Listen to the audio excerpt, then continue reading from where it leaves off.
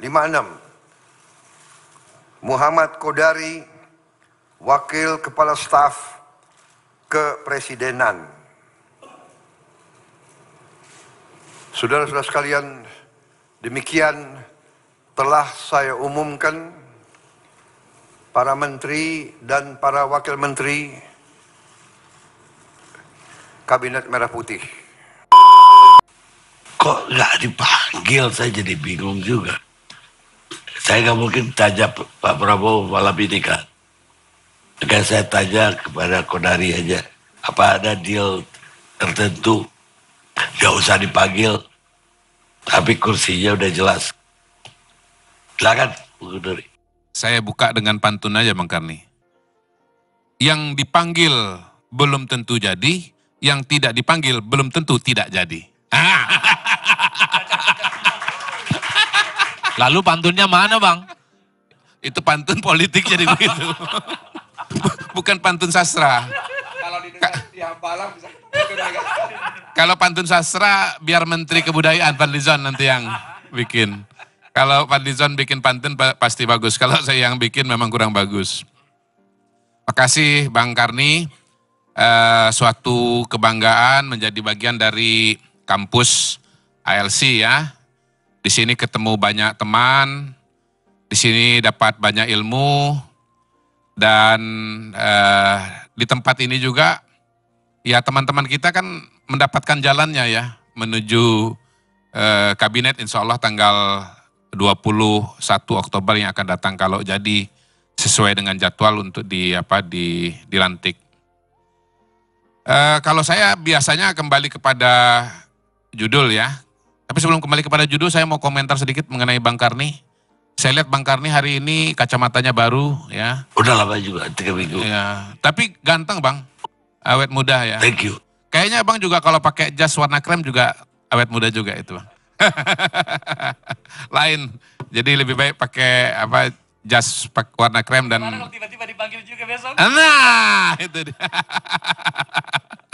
Itu dia. Udah ketuaan. Berarti wamen juga itu nanti ya. Saya kembali kepada judul aja. Pertama soal kabinet gemoy. Mungkin diluruskan dulu. Gemoy itu agak salah kaprah diasosiasikan dengan gemuk. Sebetulnya gemoy itu bukan, asal katanya itu bukan gemuk. Itu kata selengean atau kata kontemporer untuk kata gemes Menggemaskan. Menggemaskan ya, atau lucu. Jadi bukan gemuk sebetulnya. Walaupun saya paham juga istilah gemuk ini disematkan kepada kabinetnya Pak Prabowo karena jumlah kementeriannya yang lebih banyak dibandingkan dengan sebelumnya. Kita belum tahu pasti berapa jumlah kementerian yang akan dibuat, apakah 44, apakah 45, apakah 46. Dan kita juga sebetulnya harus agak hati-hati dalam memberikan komentar pada hari ini termasuk saya. Karena sesungguhnya kita itu belum tahu persis berapa posnya, nomenklaturnya apa saja dan siapa yang akan menempati pos itu. Walaupun sekitar 80% kita bisa membaca lah ya, bisa menebak. Kalaupun bukan membaca ya minimal menebak lah. Masing-masing orang dan pos-posnya. Tetapi sebetulnya harus ditunda dulu penilaian yang 100% itu. Nah, kabinetnya memang banyak menterinya. Saya kira yang perlu diberikan perspektif di sana kan karena ada pro dan kontra. Yang kontra itu biasanya mengatakan ini pasti biayanya akan besar. Ya, secara logika menurut saya itu ya logis aja. Misalnya rumah dinas tadi udah dibahas oleh Bang Hensat, rumah dinasnya nanti akan tambah. Tapi kalau soal kemudian jadi macet, menurut saya itu jelas lebay, ya itu. Harus dijawab juga itu. Itu saya ini udah mendengarkan berapa orang nih dari tadi dan saya tetap ada di sini. Saya kira saya dikasih kesempatan bicara, walaupun saya tidak berharap tidak berbicara terlalu panjang sebetulnya, karena memang begini Bang Karni. Saya hadir di sini ini karena lebih kepada pertemanan dan persahabatan. Bukan soal argumentasi yang mau saya sampaikan. Karena dalam kehidupan itu buat saya pertemanan itu penting gitu. Dan saya menghargai pertemanan dengan teman-teman yang ada di sini. Walaupun kami berbeda pendapat dalam banyak hal dalam beberapa waktu terakhir, tapi secara pribadi buat saya teman-teman ini adalah teman-teman begitu. Dan perbedaan pandangan itu tidak berarti bahwa kita harus tidak berteman gitu. Jadi kebahagiaan saya di sini ini pertama-tama adalah ketemu dengan teman-teman Bang Karni, dan untuk itu saya berterima kasih. Ya, dengan Ray Rangkuti teman lama, dengan Refli Harun teman lama. Orang di luar ngeliat saya dengan Refli itu musuh besar. Tapi kami secara pribadi tetap baik-baik saja. Saya juga di podcast saya juga nyentil-nyentil Refli. Refli di podcastnya dia nyerang-nyerang saya. Tapi kita fine-fine aja kalau ketemu secara pribadi.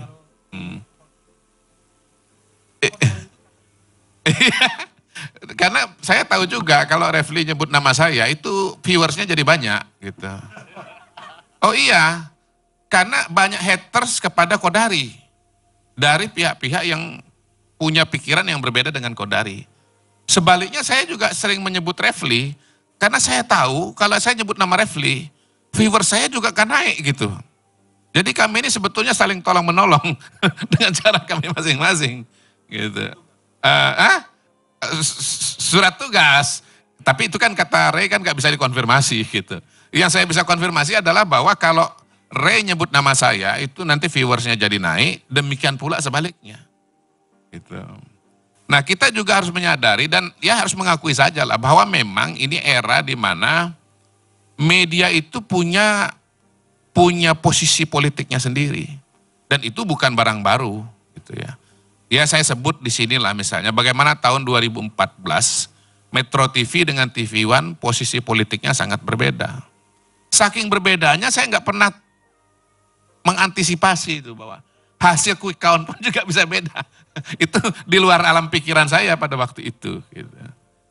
Ya bagaimana Metro TV dengan TV One hasil quick countnya beda. Itu di luar nalar saya dan pengalaman saya sebagai seorang peneliti dan surveyor ya.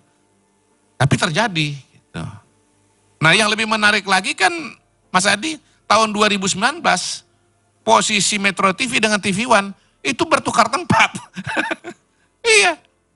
Kalau pada tahun 2014 Metro TV pro Pak Jokowi, ya, TV One dukung Pak Prabowo, bukan 2019 ya, 2024, mohon maaf, 2024. Ini posisinya bertukar ini. Gitu. Nah, perkembangan media belakangan ini kan menuju ke yang namanya media sosial. Nah, media sosial itu ternyata lebih memperdalam lagi perbedaan antara media itu. Posisi politik media itu sangat-sangat menentukan. Saya menyadari bahwa yang menonton ALC itu pada umumnya yang kontra dengan Pak Jokowi. Ya.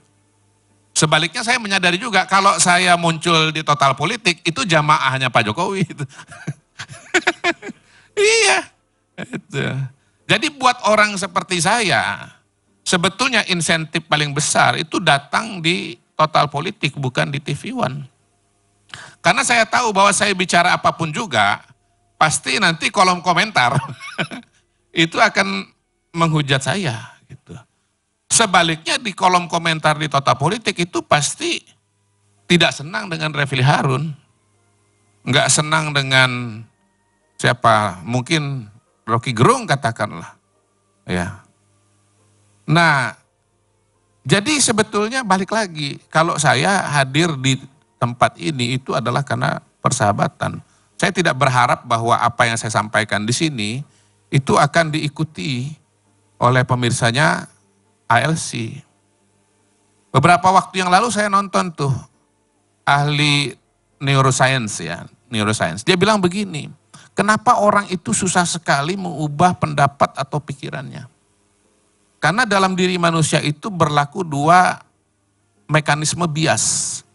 Yang pertama itu confirmation bias, yang kedua itu anchor bias.